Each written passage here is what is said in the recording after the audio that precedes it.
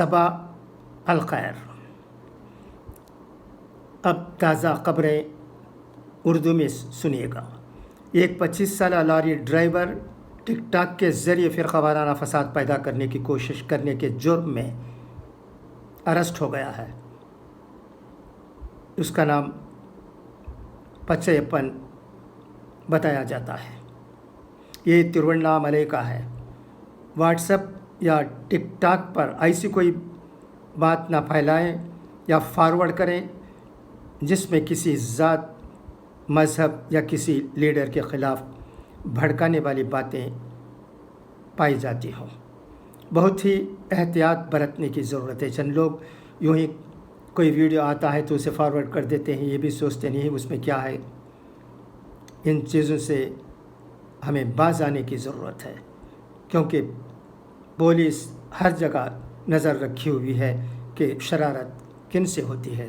شرارت کرنے والوں کو اریسٹ کیا جاتا ہے۔ ایک جیل میں کرونا وائرس کا کیس سامنے آیا ہے۔ ترچی جیل میں پہلی مرتبہ کووڈ-19 ہو گیا ہے۔ ایک شخص جو 3 اور لوگوں کے ساتھ چنئی گیا تھا ایک پروگرام میں حصہ لینے کے لیے، اس کے بعد لاک ڈاؤن کی وجہ سے وہ پروگرام نہیں ہو سکا، اور اس کے بعد وہ چاروں ترچی واپس آئے۔ ٹیسٹ کیا گیا تو معلوم ہوا کہ ایک کا رزلٹ پازیٹیو آیا ہے اور اسے ایک ہسپتال میں داخل کر دیا گیا ہے، اور 3 لوگوں کے رزلٹ آنے باقی ہیں۔ آنے کے بعد کیا ہو رہا ہے اس کے بارے میں جانکاری پیدا ہوگی ترچی جیل کی۔ یہ مرض جو ہے یہ کسی کو نہیں چھوڑتا، جو بھی اس کے قریب جاتا ہے اس پر یہ وار کر دیتا ہے۔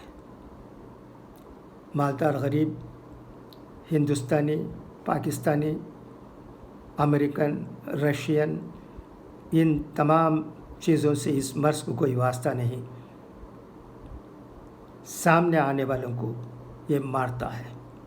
اس سے ہمیں دور رہنے کی ضرورت ہے۔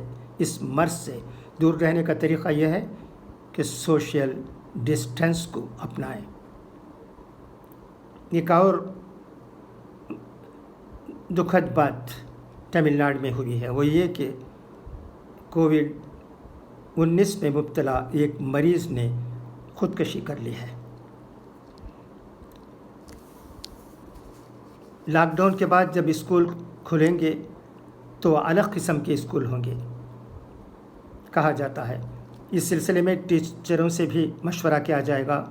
کہا جاتا ہے کہ سوشل ڈسٹینس کو مد نظر رکھتے ہوئے انتظامات کیے جائیں گے، اور سلیبس کے بارے میں بھی بات چیت ہو رہی ہے، سوچا جا رہا ہے، مشورے لے رہے ہیں، تاکہ وقت گزر گیا ہے اور اب مکمل طور پر سلیبس کو اپنانا مشکل ہو گیا ہے، اس لیے کم سلیبس میں ہی کام چلا لیا جائے گا، ایسا ہی لگتا ہے۔ یونیسیف، سولار ٹرسٹ اور federation for child friendly schools, ان تینوں کے ذریعے ٹیچروں کے درمیان ایک سروے کنڈکٹ کیا جائے گا۔ یہ سروے موبائل ایپ کے ذریعے ہوگا۔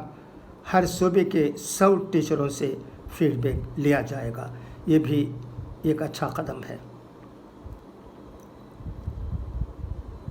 اس سے اسکولوں میں کس طرح بچوں کو پڑھانا چاہیے، کیا کیا احتیاطی قدم اپنا چاہیے، ان تمام باتوں پر روشنی ڈالی جائے گی۔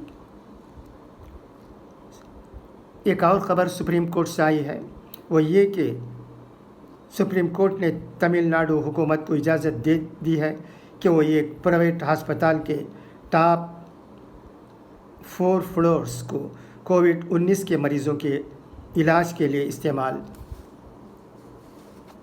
کر سکتی ہے،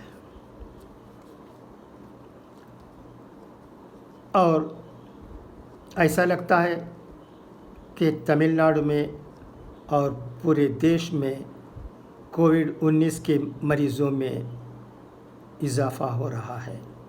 तमिलनाडु में फिर से कोविड-19 के मरीज़ों में इजाफ़ा हुआ है। अब 18,545 लोग इस मर्ज़ में मुब्तला हैं और वफ़ात पाने वालों की तादाद 133 हो गई है। कहा जाता है कि महाराष्ट्र, तेलंगाना और दूसरे सूबों से आए हुए लोगों की वजह से कोविड-19 के मरीज़ों में इजाफ़ा हुआ है। और खुशी की बात यह है कि अब तक तमिलनाडु में 9,909 बीमार सेहत पाए हैं। तमिलनाडु में 70 जगहों पर कोविड-19 के लिए टेस्ट किया जाता है। हमारे देश में भी बहुत अफसोस से कहना पड़ता है कि कोरोना वायरस के मरीज़ों में इजाफ़ा हो रहा है। अब तक 1,51,767 लोग बीमार हो गए हैं और वफ़ात पाने वालों की तादाद भी बढ़कर 4,337 हो गई है। तमाम कोशिशों के बावजूद ये मरीज़ ख़त्म होने का नाम नहीं लेता है। अल्लाह से दुआ भी बहुत करनी चाहिए दिल से, और माफ़ी भी मांगनी चाहिए, क्योंकि माफ़ी मांग कर और ये तहिया करके आगे गलती नहीं करेंगे जब दुआ करते हैं अल्लाह के दरबार में, तो वो दुआ कहा जाता है कि जल्द कबूल हो जाती है। अल्लाह करे कि सबकी दुआएं वो ज़रूर सुन रहा होगा, वो हम पर रहम करे और इस दुनिया को इस ख़तरनाक मर्ज़ से बचाए। खुदा हाफिज़, फ़ी अमानिल्लाह।